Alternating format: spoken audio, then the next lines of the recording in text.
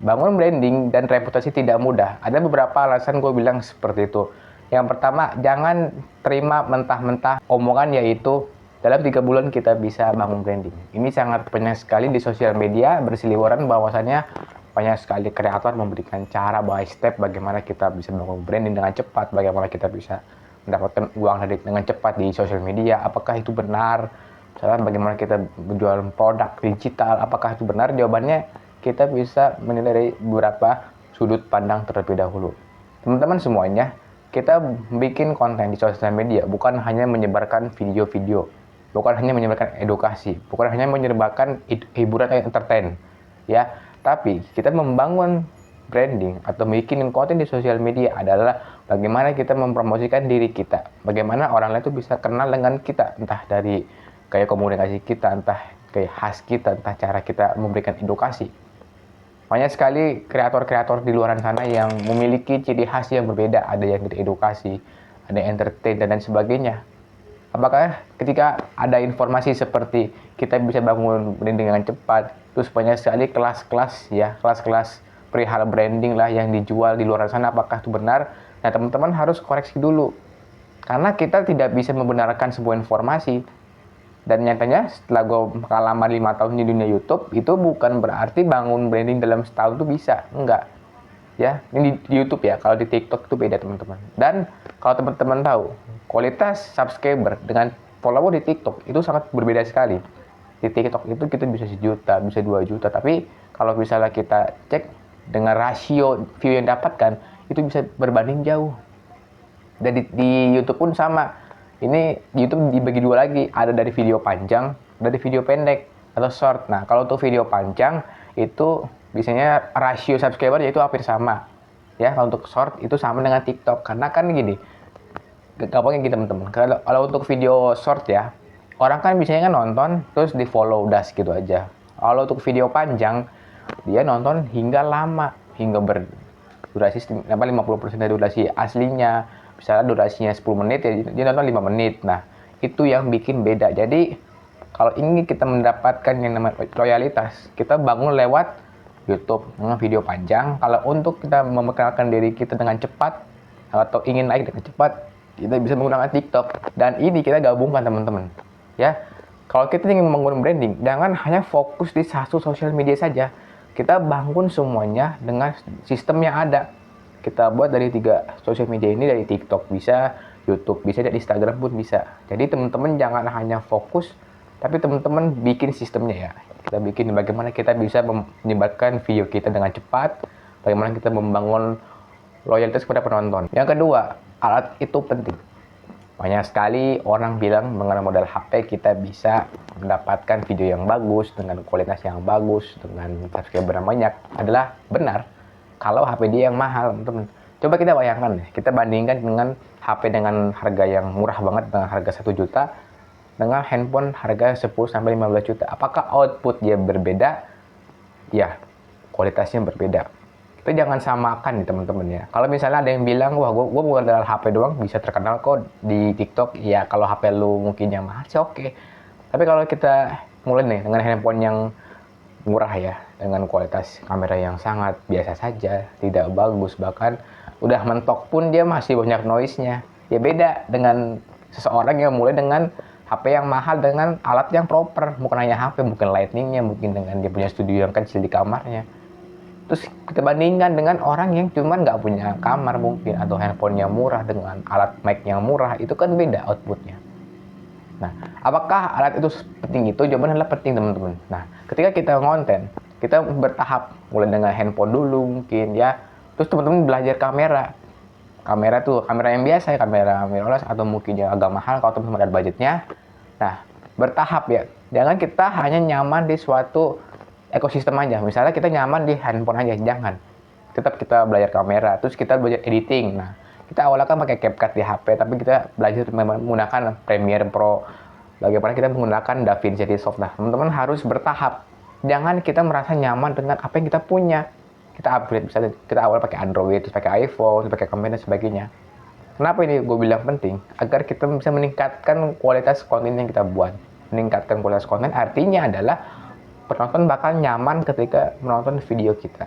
Konsistensi. Ini penting sekali. Bangun branding itu bukan siapa yang cepat atau siapa yang mulai lebih awal, tapi seberapa lama dia bertahan. Dunia sosial media, entah itu YouTube, Instagram, ataupun TikTok, itu bukan siapa yang bagus juga. Ya, bukan berarti jokonya bagus, direkam menggunakan kamera yang mahal, menggunakan handphone yang mahal, bukan. Tapi seberapa dia bertahan lama di dalam dunia tersebut. Kita nggak bisa membayangkan pengalaman orang baru mulai ngonten yang awal-awal cuma 3 bulan dengan orang yang sudah lama ngonten selama 5 tahun. Pasti mendapatkan sudut pandang yang berbeda sekali.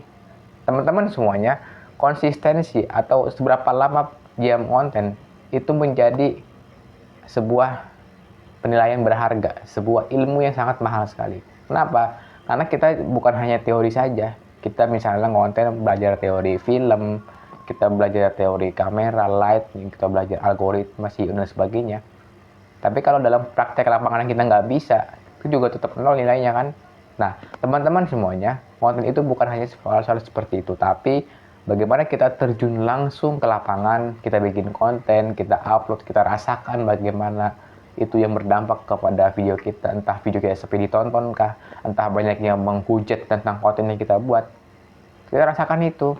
Karena konten itu bukan cuman kita upload terus ada yang nonton, bukan. Karena gue merasakan, entah gue dihujat sama orang-orang sekitar mungkin, entah mungkin gue dijelek-jelekin oleh teman sini dan lain sebagainya. Teman-teman jangan hanya dijelek-jelekin oleh satu orang, atau teman-teman dapat komentar yang negatif terus berhenti konten, enggak. Ya gue mah udah sering gitu, kalau teman-teman mau tahu mah. Nah kan gue tuh udah lama, kalau udah 5 tahun, nah walaupun itu gagal, tapi kan ya itu ya. Kegagalan itu yang gue ambil untuk gue ceritakan ke sini. Gue gagal, terus gue bikin channel seperti ini bukan berarti gue orang yang nggak bisa ngapa-ngapain, bukan. Karena kegagalan itu kan nilainya, pengalaman gue cerita pengalaman di sini ya. Kalau teman-teman bilang bahwasannya berarti lo orang yang nggak sukses, Pak, enggak. Bukan berarti yang gagal tuh nggak sukses, bahwasannya kita di sini belajar pengalaman. Karena kalau cuma teori-teori kan enggak. Kebanyakan orang kan di sosial media kan teori doang ya, teori branding, teori jual online, teori jualan produk digital. Ada pengalamannya enggak? Coba dia cerita pengalaman dari modal HP murah, modal laptop yang mungkin kentang juga, bukan yang bagus. Apakah dia bisa dengan hal seperti itu, dengan alat seperti itu? Kan belum tentu. Jadi teman-teman semuanya, kita fokus saja.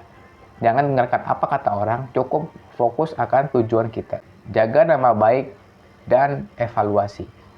Ketika yang tadi gue sebutkan, pasti kita akan mendapatkan yang namanya komentar negatif, kita akan mendapatkan yang namanya hal-hal yang pasti diomongin sama tetangga lah, sama temen lah, atau bahkan keluarga.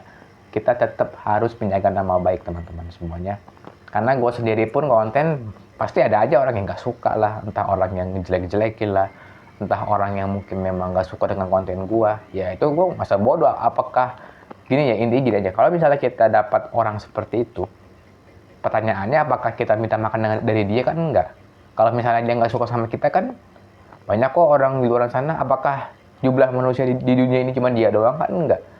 Orang itu banyak teman-teman ya, bahkan jumlah penduduk Indonesia pun banyak. Jangan kita karena satu orang gak suka terus kita berhenti konten, nggak boleh seperti itu. Ketika kita ada orang yang tidak suka dengan konten kita, cuekin aja. Bahkan gue pun, waktu pertama kali memulai konten YouTube gue yang pertama, banyak yang nggak suka. Bahkan gini, ketika kita memulai sesuatu, yang pertama kali menjelek-jelekan kita, itu pasti orang terdekat kita. Entah mungkin teman-teman kita, entah mungkin keluarga, entah mungkin lingkungan sekitar. Bukan orang jauh, bukan orang yang mungkin nggak kenal sama kita, justru orang-orang terdekat kita yang kenal sama kita, yang mungkin setiap hari kita ketemu dengan dia. Nah teman-teman semuanya, ketika mendapatkan hal seperti ini, cukup kita yang namanya jaga nama baik. Karena media itu, kita membangun media itu bukan hanya upload video, tapi bagaimana kita membangun nama baik kita. Ketika branding ini sudah naik ya, ketika nama kita sudah naik di sosial media, kita jaga, jangan sampai dengan satu video aja itu bisa hancur semuanya. Teman-teman bisa lihat deh kasus artis-artis ya, dengan dia ngatain satu kata pun reputasi dia bakal hancur dengan seketika itu. Nggak dalam waktu seminggu, cuma dalam waktu berapa jam aja langsung hancur. Itulah kekuatan dari media. Dan teman-teman, setelah kita panjang lebar ini, evaluasilah apa yang teman-teman lakukan selama ini. Konten kita apa, achievement kita apa. Di di penutupan 2025 ini, per video dibuat, kita tulis di kertas, ya, apa aja achievement gue konten selama 1 tahun ini. Pencapaian teman-teman apa konten, entah dalam 3 bulan kah, atau 1 tahun kah. Kenapa gue bilang seperti ini? Agar kita tahu nih, bagaimana progres kita selama ini. Apakah kita akan stagnan, apakah kita ada penambahan atau value yang kita dapatkan.